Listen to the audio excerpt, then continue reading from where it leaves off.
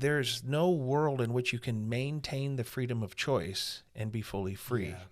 To maintain the freedom of choice is, well, we say the fullness of freedom is found in the making of a choice. And as soon as you make a choice, you've in a way put yourself back up on some kind of a hook. Right.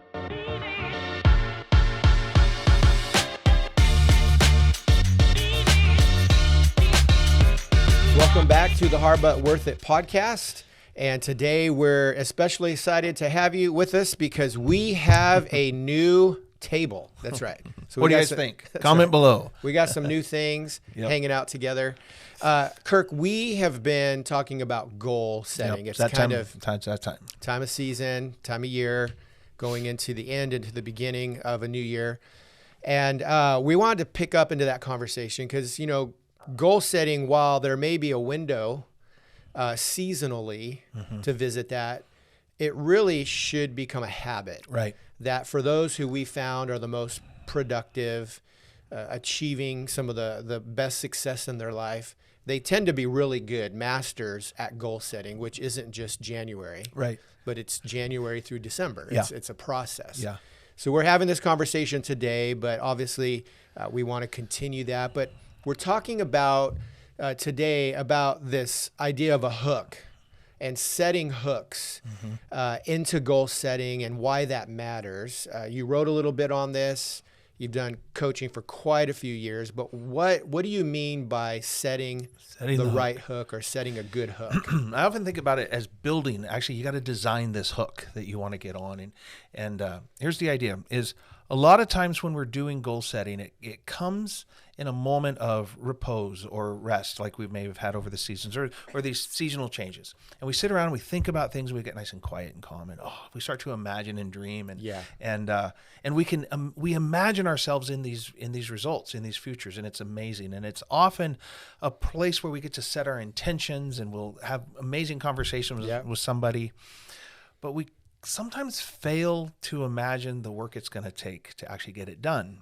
And so as the new year starts and you start to see your old patterns start to creep in, right? Because what you've trained your brain to pay attention to certain things. And when you get back into your rhythms, your brain pays attention to those things.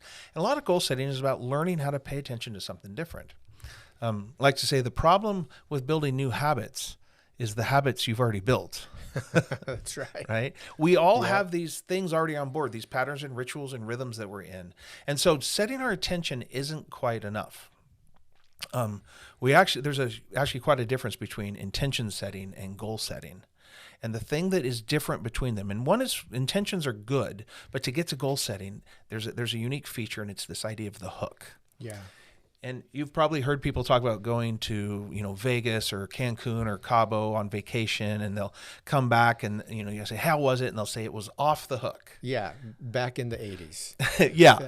I think today it's more like off the chain or something like that. Is that right? Correct. But it's some off the hook, what you understand. But off the chain has similar connotations, right? It does, yeah. It's letting the dog off the chain for a bit. Absolutely, just for a bit. And what it is a slang term. Both of these are slang ways of saying the temporary abandonment of responsibility. And isn't that wonderful to have a moment when you can temporarily abandon responsibility? Yeah.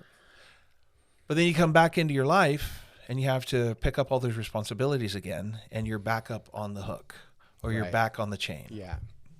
Well, what if you could design a hook you actually wanted to be on? What if you could design a chain that bound you, that contained you, limits and restraints to something you actually wanted to engage? Yeah. And that's the difference between setting intention, where it's fun, it's easy, it's exciting, it's inspiring, and actually doing the work of counting the cost, imagining the work it's going to take, and choosing in a way to get up on a hook or re-anchor yourself to something. But instead of it being something that isn't helpful or you don't want or isn't bringing life to you, it's something you actually want. So when you say a hook, what I'm envisioning is that's a mechanism, some sort of mechanism of accountability. It's a way of measuring the fact if it's just an intention or if I intend to actually do something about it, right? My mom used to say this phrase where it's like, we tend to judge others by their actions or their results, but we judge ourselves by our intentions. Totally. Right? And we typically say that, oh, I meant to do that. I'm still a good person. But the fact is you're saying we design hooks. It is a measurement of accountability. It's a mechanism. So the most common would be we have intentions to be healthy, and we have a scale, right? The scale is the objective. It's a measuring stick. It's not biased. Right. And when we get on the scale, it results what's true. It's there, and we get to see whether we're actually moving toward our intention or not. But is that kind of what you mean when you talk about designing a hook? And how do we design hooks that we want? Well, you have to first, you have to first want what you're going after. That's why we talk a lot about intrinsic motivation. If you're establishing a goal that you think you should have, or somebody else wants for you, or the doctor told you need to move more or lose weight or something, it's like, there's nothing wrong with what the doctor said, but that's not your voice yet. If you can take advice or wisdom or feedback from other sources and embody it and connect it to something that you actually want. So like for me, one of my goals this year is I want to cut my handicap at golf in half. So I like golf. Golf's a great game, but I've kind of been stuck as a high handicapper for a long time because I don't pay a lot of attention to it. It's a thing I do on the side for fun. And it was totally functional for me in that place. So why do I want to cut my handicap? Is it so that I can be more impressive to people or any of that? It's actually not. It's because I do so much conceptual work that I don't spend a lot of time paying attention to my body. Sure. I just don't embody all the ideas that I have and all that kind of stuff. But golf requires you to connect to your body. And I'm like, ooh, if I can cut my handicap in half, it means I have to pay attention to my body in a different way. Right. And I'm getting older and I can't just take my body for granted anymore. It's starting to not respond really well to life. Yeah. And so by having this measuring stick of a golf handicap, what I'm actually measuring is, am I doing my stretching? Am I increasing my functional strength? Am I walking more?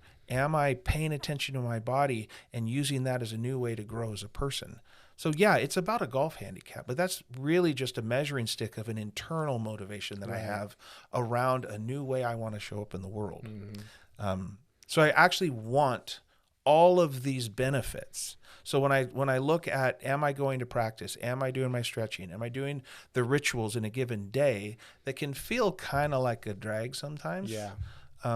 But if I can connect them back to, oh no, I'm doing this because I want the result. And there's a gap right now and I can feel it in my back. Well, most of us too, as you're talking about hook language, I'm thinking about just right now in this moment, most of us don't like to feel like we're being made to be on the hook for something. Correct. That's usually a negative expression. When someone says you're on the hook for this, that's usually a sign that you're putting on me an expectation, maybe a desire or a want or something I should be doing.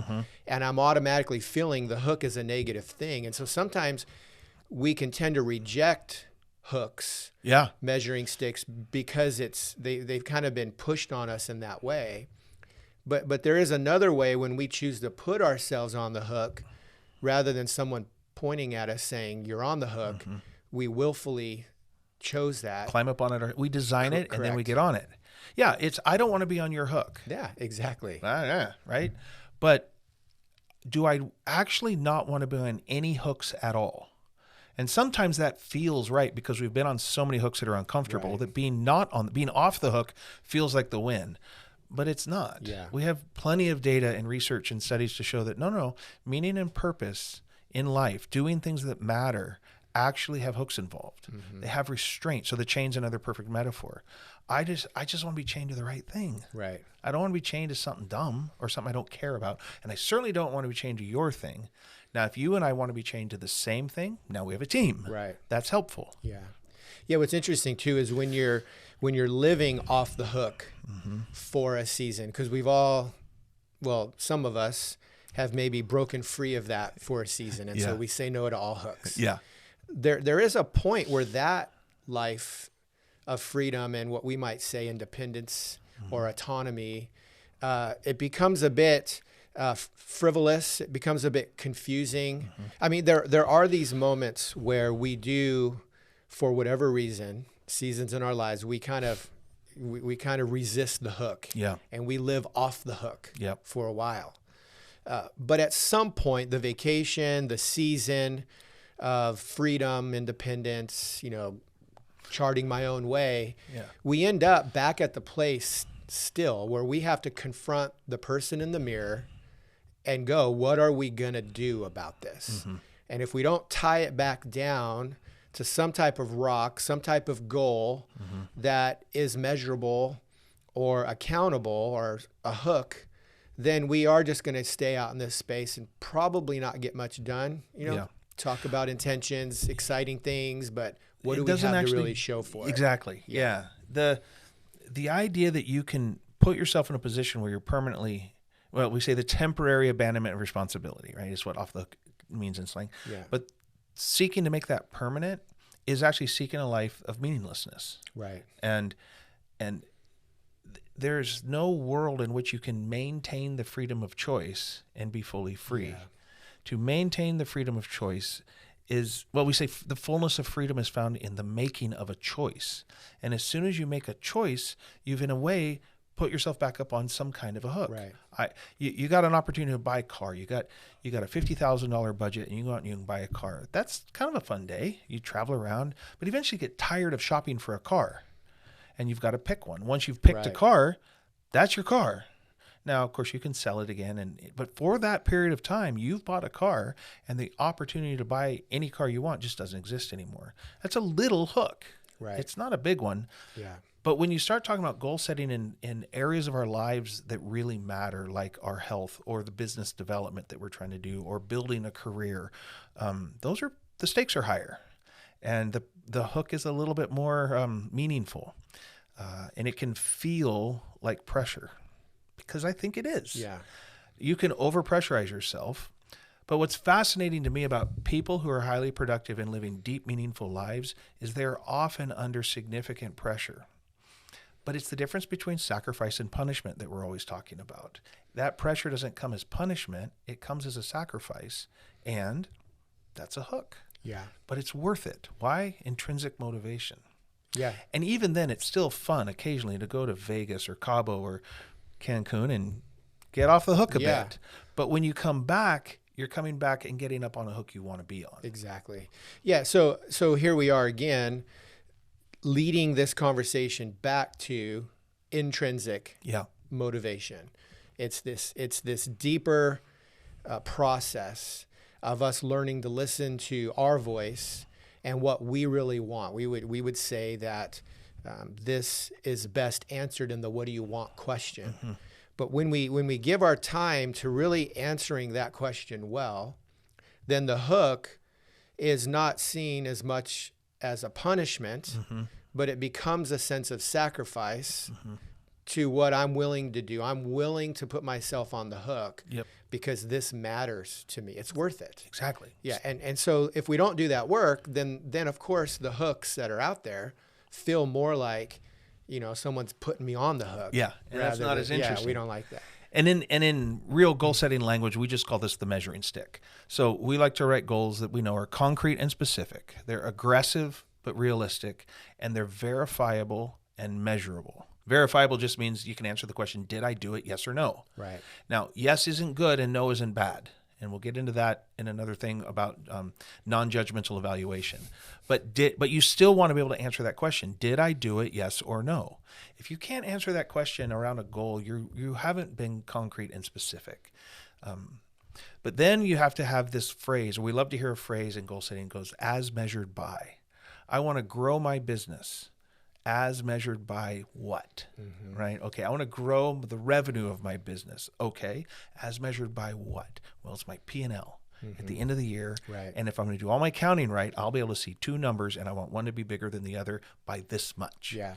Now, if you are looking to grow your business by 30%, let's say that equals $3 million, and you grow it by 2.7 million, did you have a bad year? Right. No, because if last year you only grew it by 500,000, and this year with this new intent on board, you actually drove your attention towards something that allowed it to grow like that. Missing that goal by $300,000 doesn't even matter when you're doing your evaluation. Yeah. Well, it takes a little bit of practice too. I think what this allows us to do is find entry points to doing better goal setting. Yeah. And the facts are is the people who learn the discipline or the art of goal setting really begin to break through and achieve a level of success that kind of surpasses the average or the status quo. Yep. And so at some point we know in life, we're starting out and we're developing, we're growing, we're adding more input. And as a result, we're seeing a big ROI on that type of investment in ourselves. But along the way, we tend to hit a peak or a plateau, right? There is a point where we've got as kind of enough in us. And so looking up or out isn't necessarily the thing, but as we begin to look in and really define what we want, we can start to elevate our goals beyond just maybe skills, strategies, tactics, to start to envision passion, a deeper sense of meaning. And man, when those two things, when we can align our skills and our talents with our passions, I mean, that's where I think people come alive and do some of their best work. Yeah, it's really true. Yeah. It's really true. One of the things that's very practical in this conversation that I want to communicate to people that are listening is that the process of getting to the measuring stick starts vague. Every time I sit down to write goals and every time I sit down with clients and go through a goal writing process, the first drafts are never specific. Right. They're never done. They're never good enough. They start in this kind of atmospheric tone, right? And then you just work that and you work that. And what I think is happening is the goal is emerging as we count the cost, as we imagine both the result we want and the work it's going to take. And as we start to get those things filtered out, and then we start to do some subtracting and some purifying of it and some reducing down to, okay, this is it, right? There's these layers that we walk through into specificity. Right. And at the end, you have this nice, tightly packed goal that has all the attributes of a goal that you want. But I've seen this take months for people to write effectively as they wrestle through and hear the voice inside of them of what they actually want, that they're actually willing to put on the hook for. Right. And it takes a little time. Yeah. And I like that too, because what we do is we're giving ourselves permission to go. Goal setting doesn't happen on December 31st before the clock strikes midnight. Yep.